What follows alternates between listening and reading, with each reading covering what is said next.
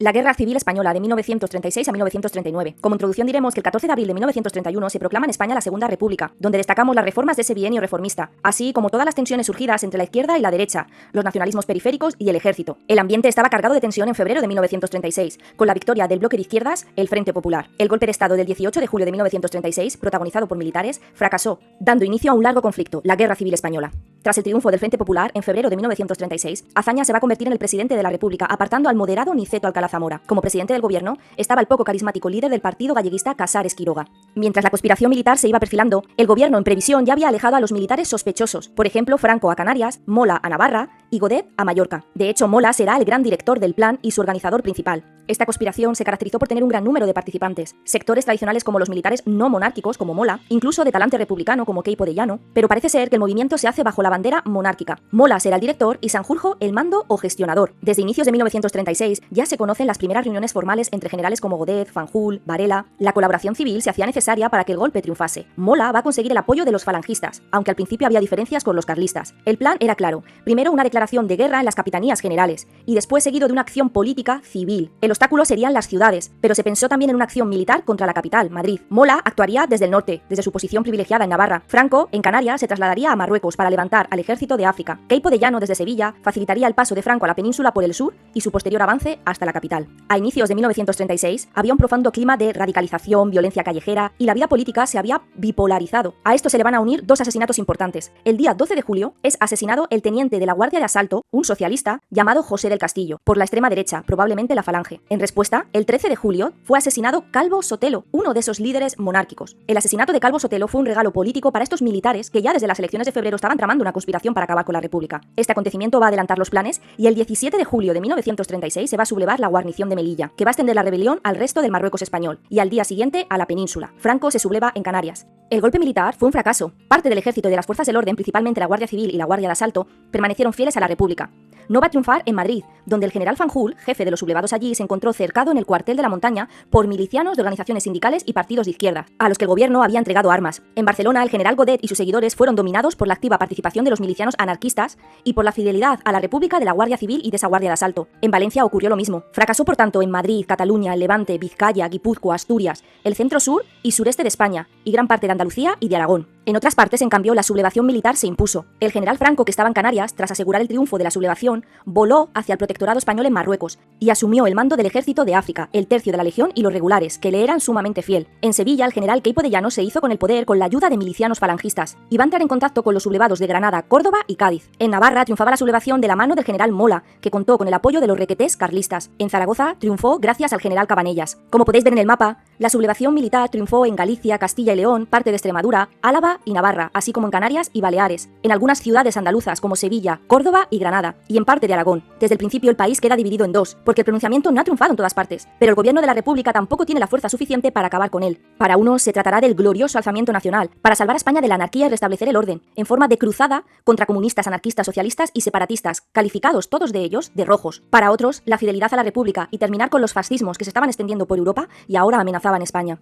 Los sublevados contarían con la zona agrícola de España y una leve superioridad militar al contar con el ejército de África y la Legión muy bien instruidos, aunque controlaban al principio menos territorio y menos población, unos 10 millones de habitantes. Sin embargo, van a recibir gran apoyo internacional de Italia y Alemania. En cambio, los republicanos controlaban las zonas mineras e industriales del país. A priori tenían más recursos materiales y financieros. Además, controlaban el oro del Banco de España. En sus filas estaba la gran parte de la Guardia Civil y la Guardia de Asalto. Controlaban más territorio y más población, unos 14 millones, y controlaban el 70% del ejército de marina y aire. Pero la República carecía de buenos mandos militares y bien instruidos. La República tuvo que improvisar un ejército entre militares y milicianos, conocido como las brigadas mixtas. Todas las opiniones coinciden que sin la masiva ayuda extranjera la guerra en España no hubiese durado más de medio año por la escasez de material militar y de repuesto de ambos bandos. Pero la Guerra Civil Española tuvo una gran repercusión internacional. En ella se van a entrecruzar los intereses estratégicos de otras potencias y el compromiso ideológico de las grandes políticas y corrientes del momento. La Guerra Civil se desarrolló en un ambiente internacional marcado por el ascenso de los totalitarismos y de la debilidad de las democracias. Las potencias fascistas decidieron ayudar a los rebeldes dirigidos por Franco. Mussolini y Hitler no solamente podían conseguir beneficios estratégicos. Italia, por ejemplo, continuaba su política política expansionista por el Mediterráneo, y Alemania podía obtener un aliado que amenazara a la retaguardia de Francia. Pero también iban a ayudar a un aliado ideológico en su lucha contra los sistemas democráticos y las ideologías obreras. Portugal se unió también a esta ayuda. Por otro lado, la URSS, la Unión Soviética, tuvo muy claro desde el principio su compromiso de ayuda a la República. No solo se enfrentaba a la expansión del fascismo, sino que además lo alejaba de sus propias fronteras. Las grandes democracias tuvieron una actitud de no intervención, enmarcada en esa ilusoria búsqueda de una política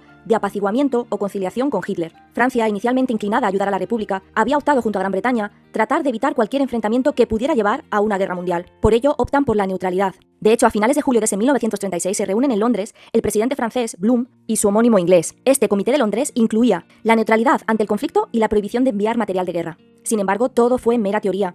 Y tan solo Gran Bretaña se mantuvo fiel, aunque eso no significara que fuera neutral. La Unión Soviética, Alemania e Italia sí facilitaron material bélico. Los sublevados van a recibir ayuda de Italia y Alemania de forma masiva y pagadera en materias primas, que eran muy necesarias para la construcción de la Alemania nazi de Hitler. Por ejemplo, la Legión Cóndor. Eso significó asesores militares y voluntarios italianos y portugueses. La ayuda a los sublevados siempre llegaba a tiempo y muchas veces era más de la necesitada. Portugal, con un régimen dictatorial bajo la dictadura de Salazar, sirvió de frontera a los sublevados, guardando las espaldas a Franco. Por otro lado, los republicanos van a recibir ayuda de la URSS y algo menos de Francia y de México. Pero al recibir esta ayuda, la República quedaba vinculada al comunismo. Según la opinión pública internacional, la República Española era roja y marxista. La ayuda soviética fue pagada a precio de oro, y nunca mejor dicho, el famoso oro de Moscú, 510 toneladas de un valor de unos 530 millones de dólares. En noviembre de 1936, este oro del Banco de España sale a Moscú, y en 1938 la Unión Soviética dice que ya no hay dinero para seguir enviando ayuda. La ayuda humana llegó a través de lo que se conoce como brigadas internacionales, unos 40.000 voluntarios sin demasiada experiencia, pero de ideas comunistas en lucha contra el fascismo y el totalitarismo. La Iglesia, por su parte, apostó, desde incluso antes del inicio, por el bando de los sublevados. Aunque el Vaticano mantuvo en un principio una actitud ambigua,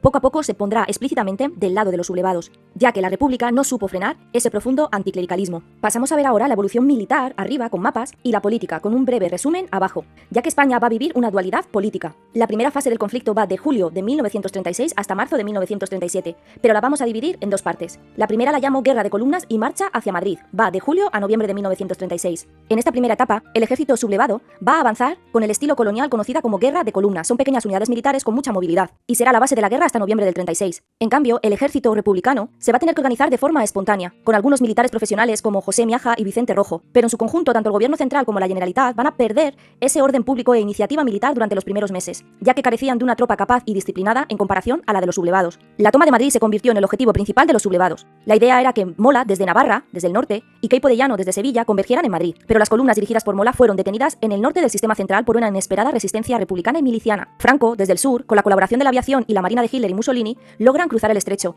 y se unen a las tropas de Queipo de Llano en Sevilla y avanzan hacia Extremadura. En su avance toman Badajoz, Talavera y Toledo y consiguen liberar el Alcázar de Toledo, comandada por el general Moscardó. El episodio del militar Moscardó fue elevado después a mito durante el franquismo, ya que los republicanos habían sitiado el Alcázar y ante la negativa de rendición por parte de Moscardó, los republicanos hicieron preso a su hijo y por teléfono le comunicaron a su padre que si no se rendía, lo iban a fusilar. Moscardó se dice que respondió a su hijo: encomienda tu alma a Dios, da un grito de viva España y muere como un patriota. Cuando Franco llegó a Toledo y ocupó el Alcázar, al preguntar por novedades, se dice que Moscardó respondió: mi general sin novedad en el Alcázar. Mola sí que va a tener un triunfo con la toma de Irún. Esto va a significar el control de San Sebastián, que se rinde en septiembre de 1936. Es muy importante porque impide el acceso a la frontera con Francia y por lo tanto impedía la llegada de refuerzos por tierra a la República. En cuanto a la evolución política, los primeros meses fueron de shock dentro de la República, que va a provocar el hundimiento del Estado y la creación de diferentes y variados comités autónomos, fruto del poder y de la acción popular. Casares Quiroga había dimitido y el gobierno era de Giral, pero estaba casi de adorno, más que nada para tranquilizar de cara al exterior, porque el verdadero poder estaba en el Comité del Frente Popular, que era el que organizaba la defensa.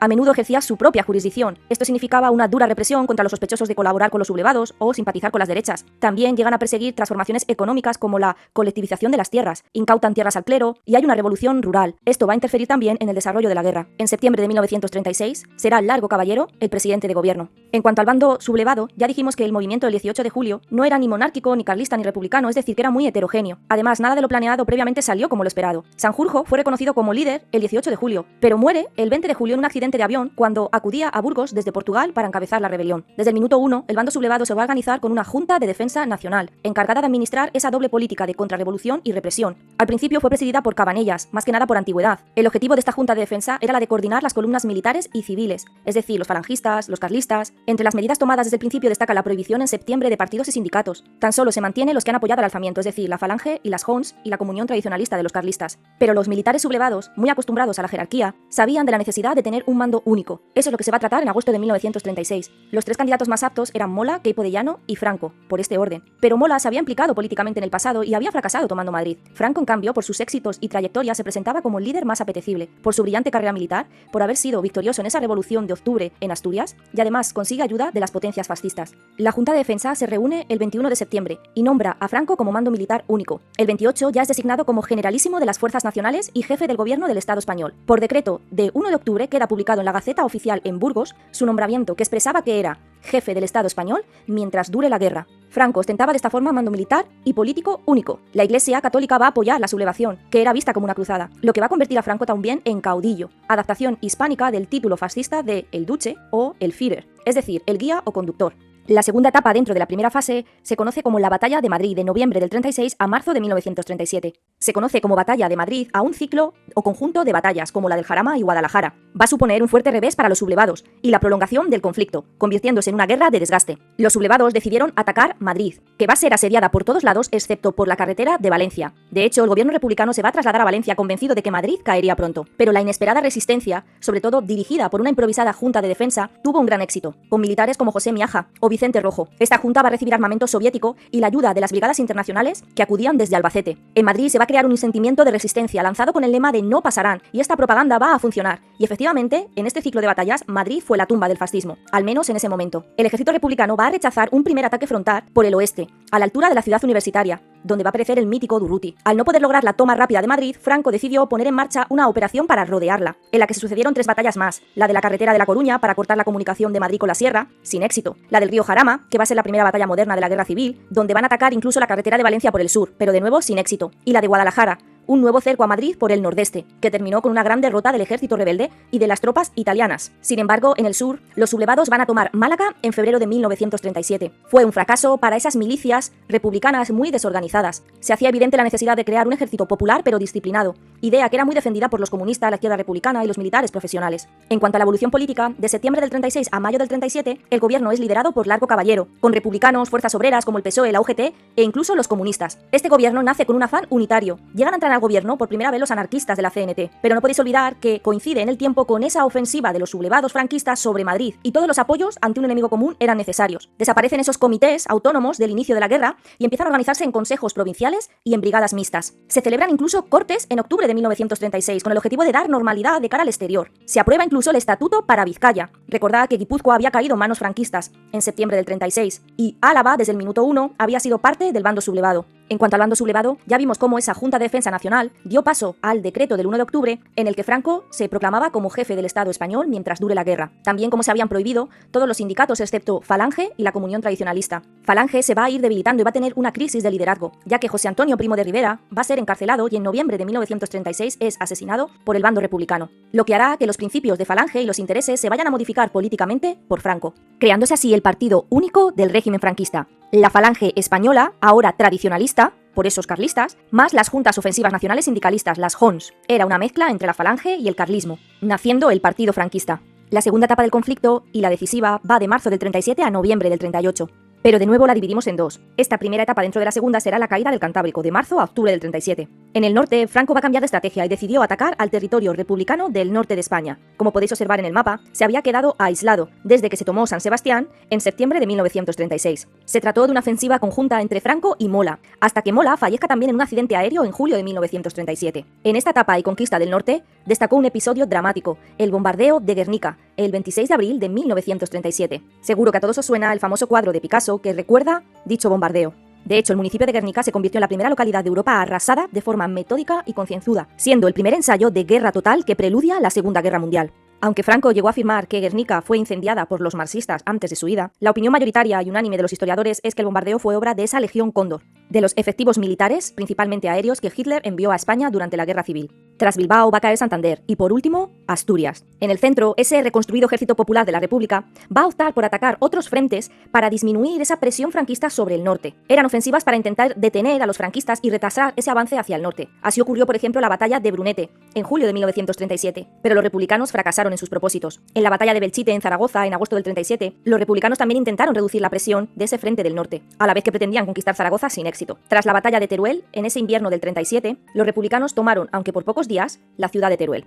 A nivel político, las discrepancias entre la Generalitat, los sindicatos y ese gobierno central de Largo Caballero van a desencadenar una crisis que hace caer al gobierno. Azaña encargó gobierno a Juan Negrín, quien va a controlar el aparato del Estado a través del PSOE. En esta etapa se produce la definitiva normalización institucional. El gobierno, que se encontraba en Valencia, recordad, ahora se traslada a Barcelona, buscando el control de esas industrias bélicas catalanas. Su objetivo era militarizar y centralizar todo ese control y aparato del Estado, a la vez que controlaba todas esas colectivizaciones y ese obrerismo. En el bando sublevado ya vimos que por decreto de ese 19 de abril de 1937 se creaba el Partido Franquista, una mezcla entre Falange y la Comunión Tradicionalista y de las Jons. De Teruel a la batalla del Ebro. Estamos ante la etapa más decisiva del conflicto y la ofensiva final que decidió la suerte de la guerra. Franco cambió su criterio y en vez de avanzar hacia Madrid decide atacar Aragón con la intención de dividir de nuevo el territorio republicano al alcanzar el Mediterráneo. Franco logra su objetivo a la altura de Vinaroz, en Castellón, poniendo ahora la frontera con Cataluña y la República entre los ríos Ebro y Segre. Desde julio de 1938 el ejército republicano lanzó una furiosa ofensiva y la República se jugaba todo en esta batalla, la famosa batalla del Ebro. Los republicanos lograron cruzar el Ebro a través de un arco que el río describe en la zona de Mequinenza y Amposta. Esta ofensiva republicana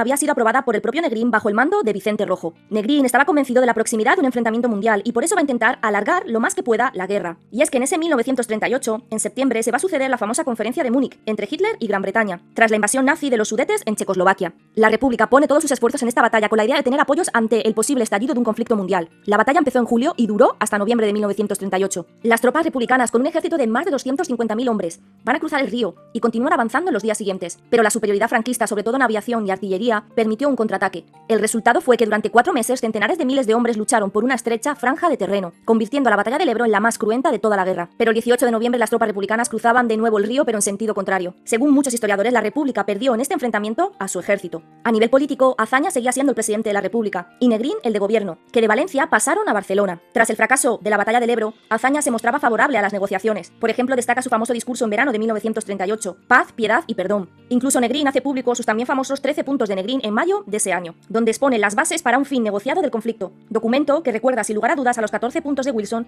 antes del fin de la Primera Guerra Mundial. En cuanto al bando sublevado, Franco ha creado su propio partido, es el jefe del Estado y de gobierno, y empieza oficialmente su gobierno el 30 de enero del 38 cuando promulga leyes como la Ley de la Administración del Estado. En marzo de ese año, la Ley del Fuero del Trabajo, la primera de las 7 leyes fundamentales del franquismo. También otras leyes como la Ley de Prensa, para controlar esa censura, anula la reforma agraria, se muestra a favor de la recatolización de España, la creación de un nuevo escudo, se abolen los estatutos de autonomía y el castellano es la única lengua oficial.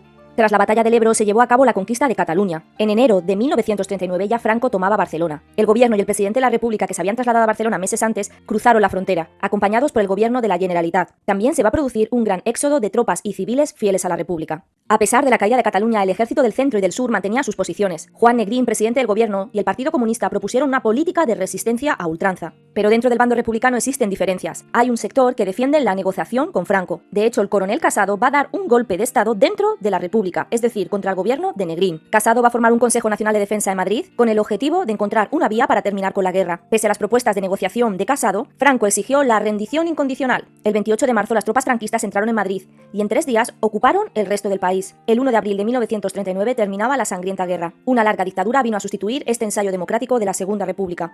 Como nota histórica, mencionar el último parte de guerra del bando sublevado ese 1 de abril de 1939. En el día de hoy, cautivo y desarmado el Ejército Rojo, han alcanzado las tropas nacionales sus últimos objetivos militares, la guerra ha terminado. Firmado el Generalísimo a 1 de abril de 1939. No se sabe con seguridad, pero se calcula que unos 500.000 españoles se exiliaron. Muchos van a regresar después, porque la mayoría era población civil que, asustados por el conflicto, huyeron. Pero a la vuelta se encontraron con un gobierno franquista, que en muchos casos los catalogaron de rojos, o incluso tuvieron dificultades para encontrar trabajo. Se calcula que un 30% se quedó en Francia, pero en los primeros meses llegaron a morir más de 20.000 civiles exiliados en este país galo, por las malas condiciones de vida en los campos de refugiados, que parecían más campos de concentración.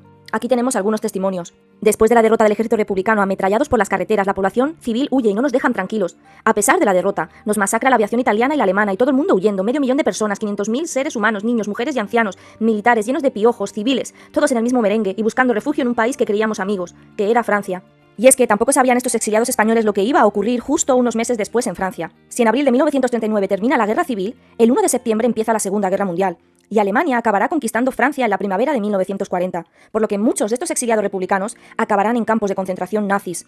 Cuando llegamos al campo de Saint-Cyprien, no había viviendas para alojarnos y teníamos que dormir sobre la arena, y los que teníamos una manta teníamos suerte para poder tumbarnos, y poníamos debajo papeles. Allí morían los que tenían más de 50 años, pues no podían aguantar las calamidades, las vicisitudes, la intemperie y el frío. Allí nos daban de comer un pan de 2 kilos para 24 personas y tocábamos a 2 sardinas. Esto es de un campo de refugiados en Francia. Llegamos a Dachau a los 3 días. Dachau es un campo de concentración en Alemania, cerca de Múnich. Allí nos esperaba la Gestapo. La Gestapo es esa policía nazi, con metralletas y perros, que a la mínima señal se te tiraban encima y te asesinaban. Un teniente dijo, aquí se terminó el juego, y señaló una chimenea enorme que echaba mucho humo negro. Todos saldréis por allí. Te llevaban a la desinfección, a las duchas frías, y si salían 70 del barracón, cuando volvían no había ni 20. Los demás habían caído por el camino. Cuando liberaron el campo yo pesaba 38 kilos y estaba paralizado. El exilio es una de las muchas consecuencias que trajo la Guerra Civil Española. Militarmente fue una contienda atrasada, porque no se hizo prever las novedades bélicas que va a producir la Segunda Guerra Mundial. De hecho, en la guerra triunfó el bando que sacó mejor partido a la unidad de sus esfuerzos, ya que se trató de una guerra de pobres. Las consecuencias fueron muy desastrosas. A nivel demográfico, las víctimas se situarían en torno a 500.000 de muertos, sin incluir a los extranjeros o víctimas de la represión en ambos bandos, durante y después de la contienda. También ese exilio va a significar un empobrecimiento cultural en España. Además de Francia, algunos exiliados acudían a los países latinoamericanos. A nivel económico fueron nefastas, no solamente por la destrucción, sino por el hambre prolongado de una larga posguerra. La producción tardó mucho en recuperarse, añadido al aislamiento internacional, por la derrota de los regímenes totalitarios de Hitler y Mussolini, que postraron económicamente a España. A nivel social, esta guerra va a traer consigo la recuperación de esa hegemonía económica y social de la oligarquía terrateniente, industrial y financiera. Por lo tanto, se perdieron todos esos derechos adquiridos por los trabajadores en los periodos anteriores. Y como consecuencias morales podemos decir que esta guerra no trajo la paz, sino la victoria de un nuevo régimen político surgido de las armas. La depuración, la persecución y eliminación de los vencidos fue la norma, y se va a producir una verdadera fractura moral en el país. De hecho, el régimen de Franco nunca buscó la reconciliación de los españoles. Como conclusión, podemos decir que la Guerra Civil Española constituye el acontecimiento más dramático de nuestra historia reciente, que pone un trágico fin a un proceso de apertura y modernización con la Segunda República. También fue un acontecimiento mundial, que polarizó a la opinión pública. La victoria del llamado bando nacional en 1939 va a truncar todo ese proceso democrático abierto en el 31, y va a dar lugar a la implantación de una dictadura personal que durará 4 décadas.